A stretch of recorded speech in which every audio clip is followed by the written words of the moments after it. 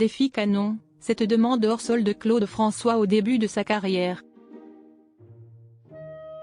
Pour nos confrères du Parisien, le dessinateur Michel Bourdet est revenu sur son idée d'ajouter des Claudettes aux côtés de Claude François dans ses spectacles. Et il révèle la réaction du chanteur à cette idée. C'est grâce à lui que Claude François a pu être entouré de Claudettes lors de ses spectacles. Le dessinateur Michel Bourdet, aujourd'hui âgé de 80 ans, a pendant sa jeunesse été très proche de la bande de Salut les copains et de Claude François. Je mangeais des crêpes à la confiture avec Françoise Hardy. Elle adorait ça, confie-t-il aux Parisiens. C'est en 1963 que les deux artistes vont se croiser, à Europe 1. Le chanteur va alors lui demander de voir ses dessins. Il a peut-être été jaloux de mon portrait de Richard Anthony. Il voulait absolument que je lui en fasse un pareil et me relançait. J'hésitais. On m'avait prévenu qu'il pouvait te le déchirer en 1000 morceaux s'il n'était pas content. Qui se cache derrière l'apparition des Claudettes aux côtés de Claude François. Petit à petit, les deux hommes vont se rapprocher et une véritable amitié va s'instaurer entre eux.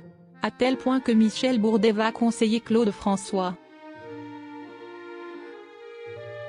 Le public était frénétique. À la Baule, Claude me dit « J'ai un travail pour toi ». Il avait pour ambition de faire danser la France entière sur ses chorégraphies. Mais il était seul sur scène, sans danseuse. Et c'est là que l'idée des Claudettes fait son apparition. Il était crevé mais il m'a tout de suite dit « Ah oui, mais avec des filles canon ».